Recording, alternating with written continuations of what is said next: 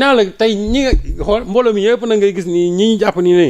boo xooloon presque li ñu leen di toppee ci xaalis sax boo ko doon dajale. matul 10 milliards yaa Moussa. boo loon dajale tey ñooñu li ñu leen topp. matul 10 milliards moo tax ma ne ñii ce sont les petits poissons léegi nag nañ moytu petits poissons yi ñu làq les gros poissons. ñoom sax comme nga baal maa ngi jot ci xibaar. ku mel ni Baba Amdi nee nañ jotagum na cautionné 2 millions. am na ñeneen ñu cautionné tamit. parce que ñoom ils sont tous prêts à acheter leur liberté. et tamit sëñ Saliou am na la nga ma ci waxoon jamono yële ci wàllu médiation pénale yi tamit. mu la wax mënuñu jël. alalu askan bi ba noppi bëgg a jëndee seen liberté ay caution. c'est pas normal.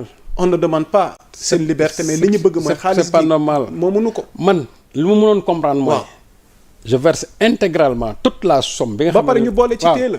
waaw da nga war a verser ba noppi ñu boole ci téye la. bu ñu doon dem tey ba option pour ne mën nañ laa bàyyi. waaw ñu ne kon liñ la toppee yëpp indi xaalis bi. soit peut-être ñu ne mën nañ laa bàyyi. mais yow liñ la toppee. waaw daanaka joxe wala dox la un tiers. asaka bi kay nga dugal parce que man gis naa quelqu'un boo xam ne dañ ne 150 millions la dugal alors kooku li mu lekk mat na milliard. ñu ne 150 millions la cautionné bàyyi nañ ko contrôle judiciaire alors que kooku li mu lekk mat na milliard.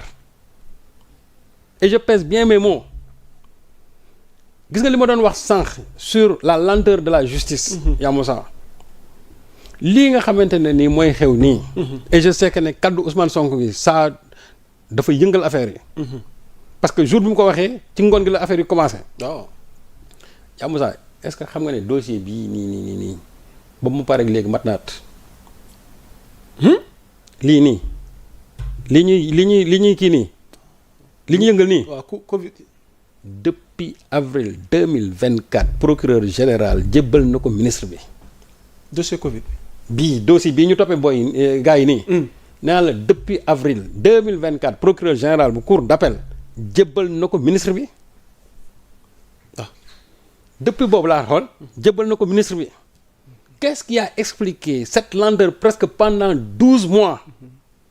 aucune enquête n'a été enclenchée. dogguma la see wax du fanaan àllan parce que 150 millions yi ki ñu koy askanalee di Mouhamadou Ngom Niang moom sax il est placé sous contrôle judiciaire. oui moom laa la wax mais il faut voir l'ampleur des dégâts avec ce DAGE c'est-à-dire qu'il faut nga répertorier c'est-à-dire l'ampleur des dégâts avec ce DAGE.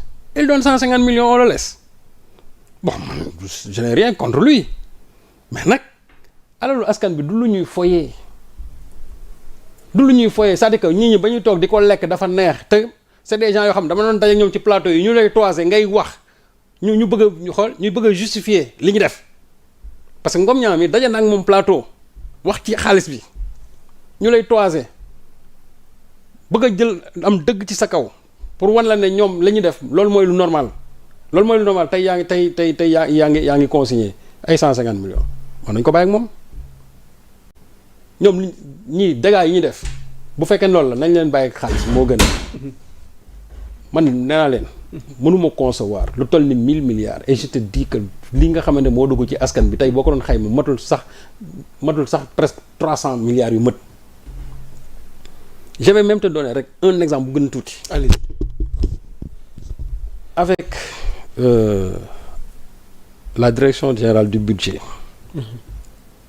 fa Moustapha Ba yàlla na ko yàlla yërëm. personne.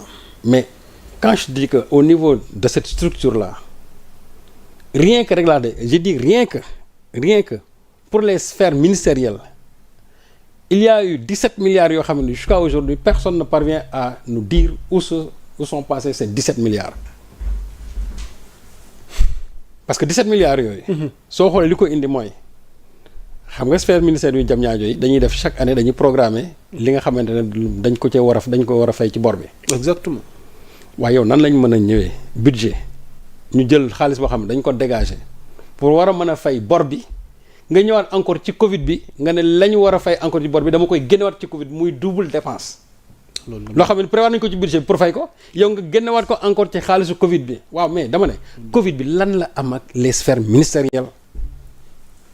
dañ wax ne dañuy faj nit ñi dañ leen di faj ci mbas mi waaw mais sphère ministérielle lan la ñuy c'est-à-dire xaalis boobu lan moo tax ñu koy génnee di ko dugal ci ay sphère ministérielle ba muy nekk double dépense. et quand la Cour des comptes a interpellé ki nga xam ne moo fa demoon à l'époque.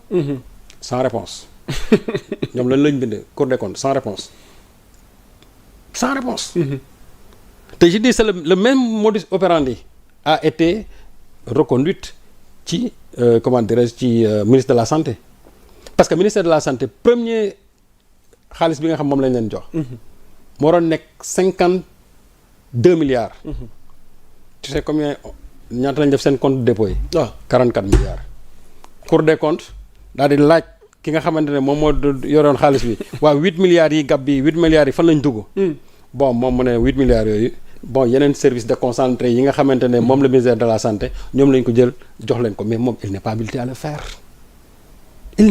le faire moom xaalis bi moom gérewul ministère de la santé moom il gère le budget na jël xaalis bi dugal ko ministère de la santé mooy xool ay services décentralisés jox leen ko exactement loolu aussi sans réponse loolu nag gis nga yooyu may lay wax noonu déjà 17 milliards a ngoog 8 milliards a ngoog boo jëloon léegi loolu rek déjà mat na 25 milliards rien que au niveau j'ai dit au niveau bii ci sphère ministérielle yi bii ci ministère de la santé te loolu moo c'est le même modus operandi ci yëpp nag parce que am na bu ma la bëgg a dollil joxoon nañ fi benn libanais jaaykatu fast food waaw benn montant de 17 milliards ci attribution lu jëmoon ci mbiru marché ceeb tu sais foofu combien on a facturé le kilogramme du riz 125 000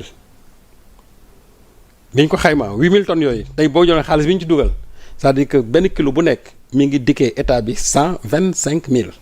waay mais xam nga foofu aussi lu tax du sori foo xam lu tax du sori. waaw parce que c'est Mansour. waaw le HM là.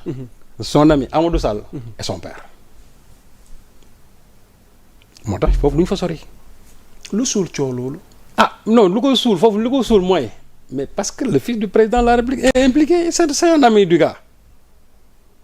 Et ci information yi ma am il paraît quand même le riz était de mauvaise qualité il paraît quand même c'est du riz quasiment qui était presque moisi j'ai pas fait la vérification mais c'est des informations que j'ai reçues même su fekkoon ne ceeb parfumé ba gën a baax la kilo bi mënul cher wax dëgg yàlla ba quand même ba si foofu Khady Petit yaa ngi ne seetaan waaye xam naa bu kilo àggee 125 000 francs CFA de yéen ñii ne ci waañ bi moom xaw ma nu ngeen di def moom kay kon kay 17 milliards ñu jox ko noonu ci sunu xaalis comme ça léegi yow comme ça j'ai dit comme ça parce que foofu Mansour dafa nekkoon Alex sëñ Saliou balaa ñuy génn chapitre bi léegi Mansour Faye ak ki nga xamante ne mooy Abdoulaye Diouf Sarr ndax ki yor santé Mansour ñu dénkoon ko leneen loo xamante ne presque ñoom ñaar waaw parce que moom dama ne waaw léegi ñoom seen responsabilité Mansour waaw